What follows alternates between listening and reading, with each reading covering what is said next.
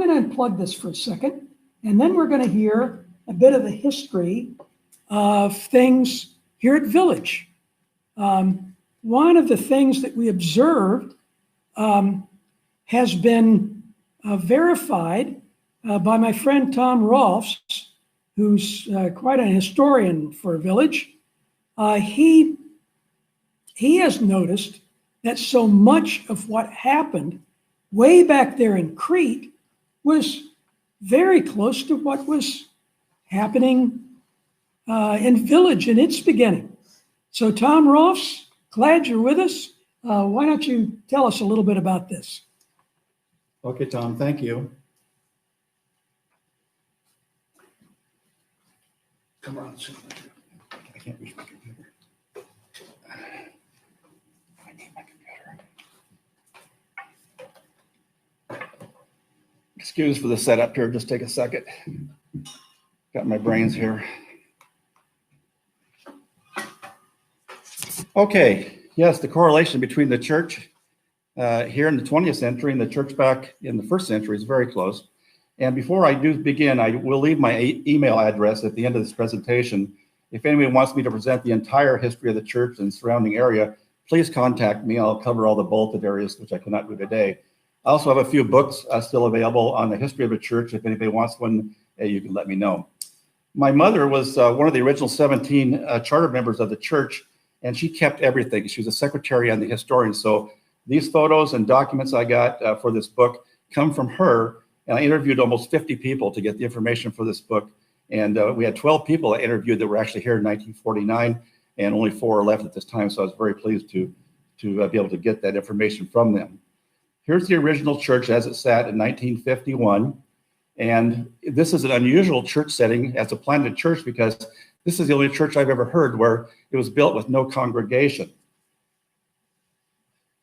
This presentation will kind of show you how we had Fred McLain, who had the vision of the church. And we have Al Fuller, the founder of our church, who is just like Paul in that regard of first century. And we have another person who is Frank Dobra, who can be Titus in the same scenario. What does it take to plant a church? Well, first of all, you have to have a community. And this is what happened in the the later 1940s. There was no highway out here at that time. There was no school. There was no groceries and amenities. There was no gas station, no housing, no subdivision, no nothing. And it wasn't even called suburbs at that time. The people that were here first were the Atfalati Indians, and the white man could not pronounce that, and it came out Tualatin. So today everything is called Tualatin. After the Missoula floods, which created this entire basin here, the 1 million acres that we live on in the Tualatin Plains was created by all these floods. And there's lakes here continually through about 2,000 years from a 10,000-year-old after the last ice age. And with that creation, we have this beautiful valley of beautiful trees, and we have so much farmland. All the rich soil from Washington and Montana washed down here upon countless floods. The Atfalati did live here. In fact, down here in Marling Village, we have one of their camps. And my brother and I, who grew up there, we found arrowheads from that time. And they were slowly, by the white settlers, they were, because of different diseases, were basically wiped out. The Oregon Trail was a big reason people came here. And so for a long time, we had people coming here, usually in 1843. That was a big migration. Thousands of people came here. And they weren't going to Oregon City particularly. They were coming to the Tualatin Plains, which is where the rich farmland was. Even in the 1839s, and there were people taking photographs at that time, sending them back to the East Coast, to the United States. And that's where people got the idea this is such a beautiful place to live. The Oregon Trail, if you ever want me to talk about that, I'm an expert at the Oregon Trail and tell you exactly how it happened. It's a very interesting story, of course. And then all these people that lived here, for the first time, women can own property. So they had all these big, huge pieces of acreage because they were getting to it free because of the donation land grant of that time. And so you could get 320 acres or you could get 640 if you married. Many men married young girls on the road, on the Oregon Trail, just to get double property. You can see at the very far upper right here, we have Dr. Cornell, who had a piece of property up on Sylvan today. The yellow part you see there is where the Village Baptist and where I was raised, and that's Marling Village. Okay, the halls were very important here because they had the very first schoolroom. And William Walker actually brought his kids over into Marlene Village, where there was a cabin here, obviously, in a one-room cabin, and they had their first classroom at that time. Now Walker Road and the Hall Boulevard are named after them. This is by 1850. The cemetery has been a very curious thing for years and years. We didn't even know it existed there because it was all overgrown. But it was the second mission in Oregon in 1875, and right next to that cemetery was a convent, a school, a church, and then the cemetery later on. Murray Road goes right by it, and it used to be called Highland Road in the old days, but Murray Road is on there, and Murray was named after Owen Murray. Owen Murray came from San Francisco and found his gold, his treasure down there, and his house was the second biggest ranch around, where McDonald's is over here now. It reached all the way to Sunset Highway. Nobody's ever found the $90,000 of gold that's buried someplace in that property. So there's something for you to do. Then the road was named after him. His relatives are all buried in this plot here. There's 77 grave sites. I have the names of all of the people in that grave site. It was destroyed many times by fire, at least twice that we know of. All the redwoods you see in that cemetery were planted by the sisters from New Zealand who worked at the convent. Okay, like I say, many of the Murrays are buried there. Here's a picture of the school that was there at that time. And we have many people buried from the pioneers that got that land grant around here at the Union Cemetery, which is out over by Sunset High School. Farmers in Hillsborough and Beaverton had to bring their crops to Portland, and they couldn't do that because there was no road. So Canyon Road, which you see here, was the only way to get there, and they could only do it in the summer because of the quagmire of mud. And going down through there was Tanner Creek, and Tanner Creek is the one that formed that gorge. And at the bottom was a large lake, and it's called Goose Hollow now, and that lake would extend all the way to Chinatown today. And the Multnomah Indians are the ones that actually lived on that lake. And the farmers would bring their produce and things down through Jefferson to First Street to the ships there. The ships in 1846 of Portland got their crops from them, and they came from the Cedar Mill. All the building of the docks in Portland came from the logs at Cedar Mill. Here our story really begins with Fred and Earle McLain. The person that I call the church is Earle McLain. When he was a young person and he was growing up in North Carolina, he had a vision. He said God talked to him and said, "Earle, I want you to build me a town with a little church in the woods." And so with that dream and in it, he decided to move to California. There he met Al Fuller's family, and they moved to Oregon in the 30s, and the rest is history, as they say. Earle McLain formed a Earle McLain construction company, and they're the ones that built all of the houses on the west side of Murray, and there's 87 homes there. Earle on the left here built 17 of those by himself, and that's how we started to get people to come out here. But the things you have to create, like I told you before, is a road, housing, and amenities. How'd that come to be? I met Earle when he was 95 years old, 5 years ago, because I was instructed to talk to him because he had every type of museum thing available for this community. And he helped build the houses across the street. He also bought a bulldozer, and he's the one that's responsible for leveling out the plot where Village Baptist Church would be, and also the parking area. I spent many hours at his home going through all of his memorabilia, and I got a lot of the things I know and facts from him because he was here.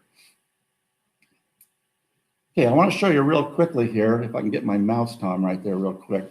I'm going to show you, this is a 5-minute clip, which I'm not going to show unless you want me to come and talk to you, but I have the only clip. I took all of the McLain's home videos, home movies, I should say, and I actually put them on DVD, and this is the only known footage of Village Baptist Church being built. That's Murray Road right there, by the way, by the chuck wagon. Okay, there's Fred, Frank, and Alma Dobra. And this is the only clip that we really have of the church being built. This is the spring of 1949. This is the beginning of our church. You can see Frank Dobra and Al Fuller on top. And to the left will come Al Fuller Jr., who we've met at his house 4 times in Kaiser to get memorabilia and photos and information, and just to get information more for the book and for the history of the church. There's Al Fuller Jr. right there. The baptistry was built by these individuals, mostly by these 2 guys.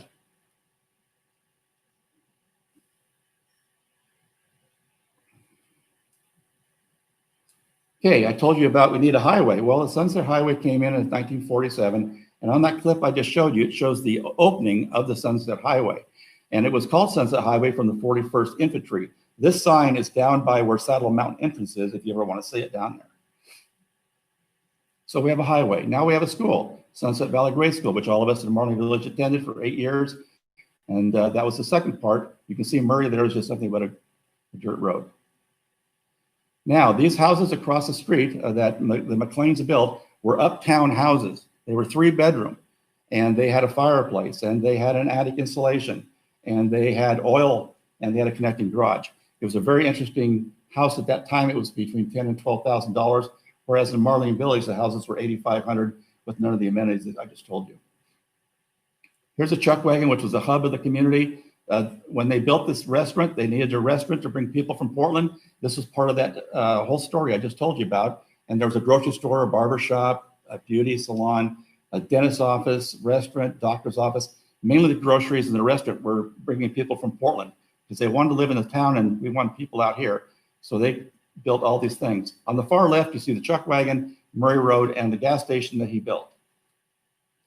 The Billy Graham Crusade came here in 1950. My grandmother walked me over there. It was over across from Benson High School. The only thing I remember about that experience was the sawdust. And one of our own villagers who just recently passed away, Ken Glens, was a security guard and also the bodyguard for Billy Graham. The staff was invited out by Fred McLain to have a hamburger and coffee. And Fred McLain also had something to say about the planning of the Billy Graham Crusade that year. Okay, on the left is the church kitchen and the kindergarten being built. And here is Alma and Reverend Al Fuller. And Alma is the one that named our church from the 2 villages that are adjacent of Murray. Fuller came here with a vision also. He had founded 5 churches like Paul, and he adopted Reva and Neva to come up with him, and they revised the church in Forest Grove as Forest Grove Baptist. It had sat there idle for 40 years, and he brought it back in 1944. He had a lot to do with the building and the Vacation Bible School, and the letters from Alma are all the things I have in my collection. There's the first church that he founded in Dixie Mountain over by Martindale up in the hills, and that's where we really came from. That was our first church. The bottom church is the old mansion that was converted into the Forest Grove Baptist Church, and they added on to that later on. You can see an inside view of the inside of that church, First Baptist Church in Forest Grove. Here's the document that was signed by all 7 members that time in December 27th, 1949, that officially got us where we are. But the church was not set up as a church. It was set up as a vacation Bible school and Sunday school. Al Fuller and Frank Dobra, they were co-pastors. They switched off each Sunday and Sunday evening because they were still fully employed at Forest Grove Baptist. And then after the services, they would come back Monday, and they would come back and start building on the church. And Al Fuller gave Frank Dobra $100 of his $300 salary to keep him on as his assistant. Here's the church. Look at the left, the very first year. About the first year I was here was 1950. But look at the chairs. They're all folding chairs that were borrowed along with the piano from the Sunset Valley Grade School. The next year we got pews that were great. Here's Al Fuller preaching. You can see that there's about maybe 60 people at the first year of the church. Frank Dobra came here. His parents were born in Hungary. They couldn't speak English. They worked at the Orenco Nursery, which Orenco stands for Oregon Nursery Company. And he came here with Al Fuller. They knew each other from University of Oregon, and he went to the church at Forest Grove. He was the first lead pastor we ever had, and he later became our first missionary.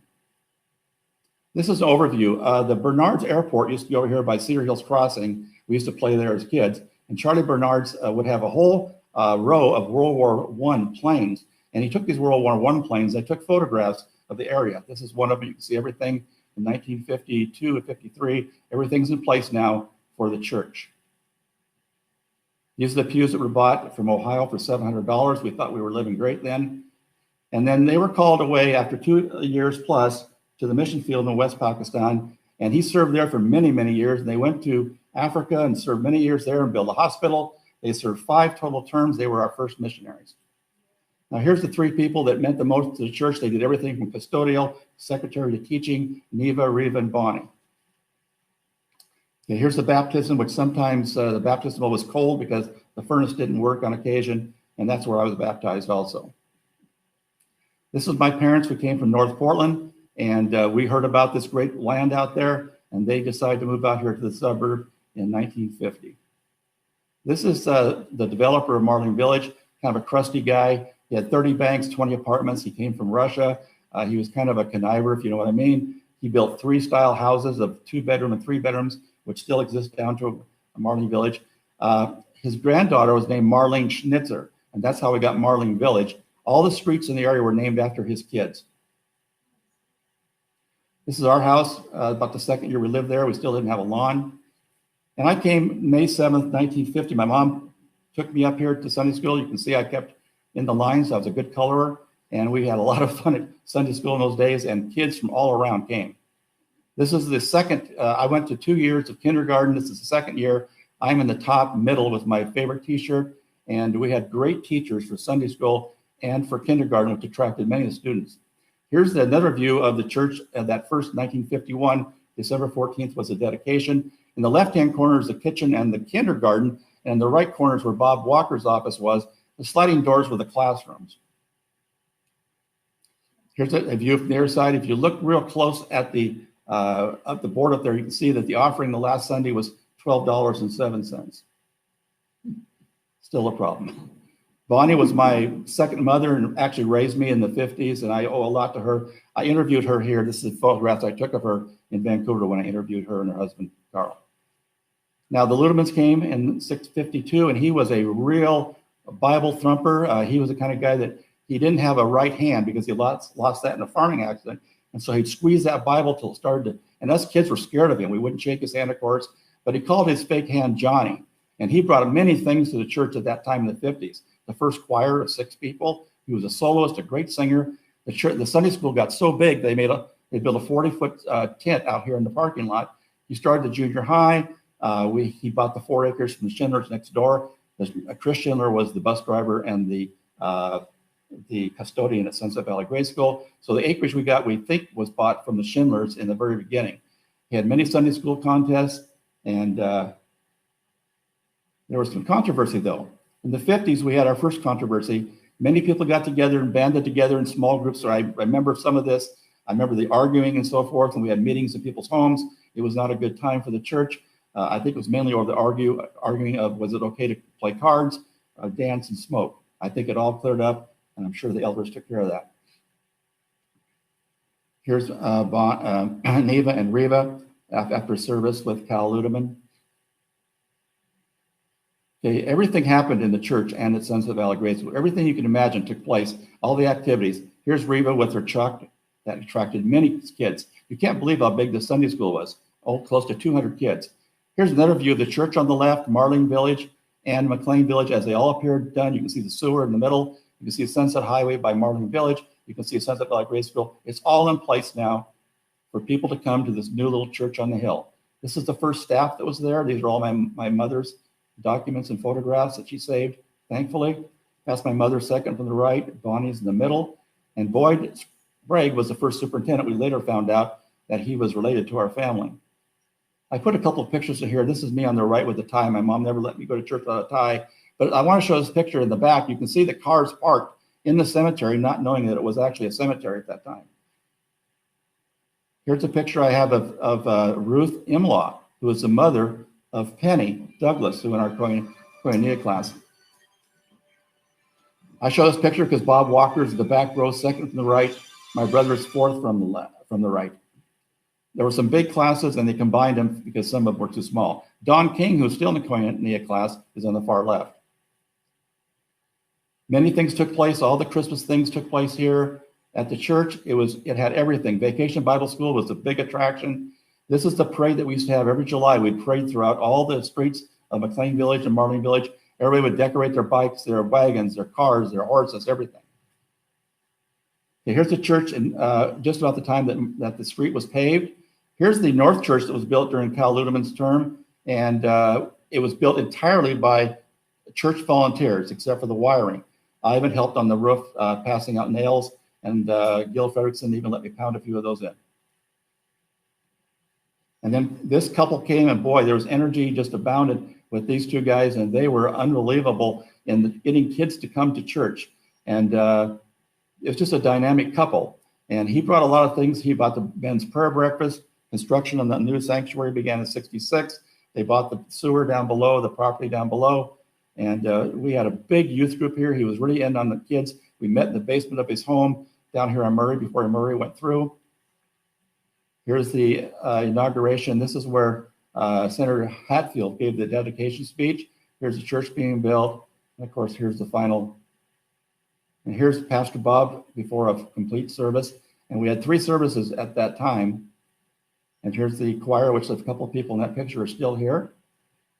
And this was our interim pastor who played his trombone during his sermons. And then we had Betty and Pastor Don, and they were here for 28 years and did so many things for the church, and so many things happened. The RAF rally, the gym, the Alpha Teens. He asked me and Bonnie to start the Alpha Teens in 1973 or thereabouts.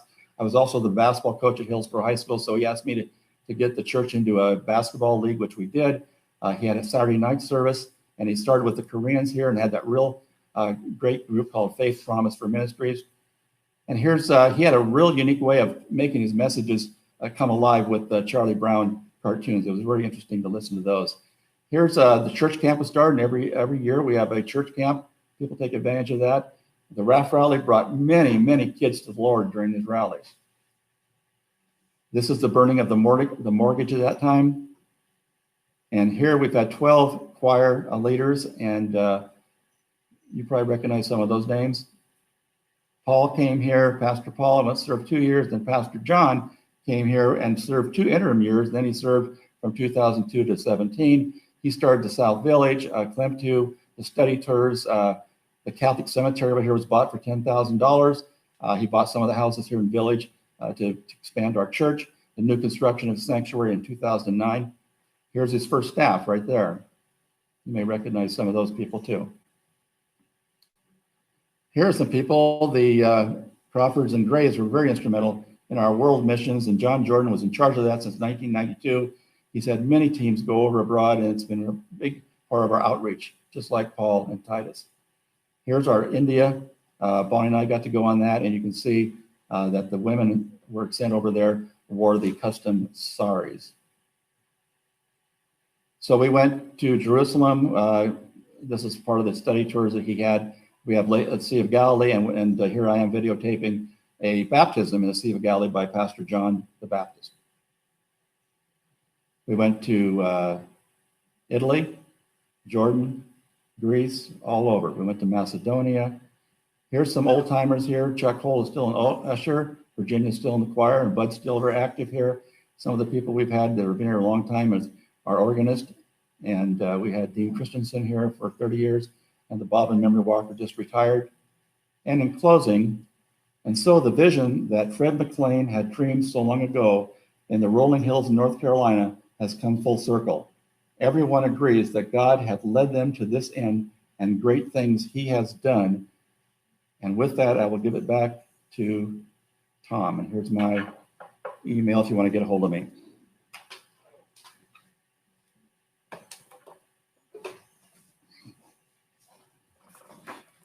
Well, thank you, Tom. Boy, that's brings back a lot of memories. I came here in 1964 in the early days of Bob Luther, and I couldn't help think, Tom, when you mentioned the flooding, that up until we built this current building, a part of our property in the back was below the floodplain, and God raised that up, I think, 2 feet and got us off the 100-year floodplain so that we are able to use that.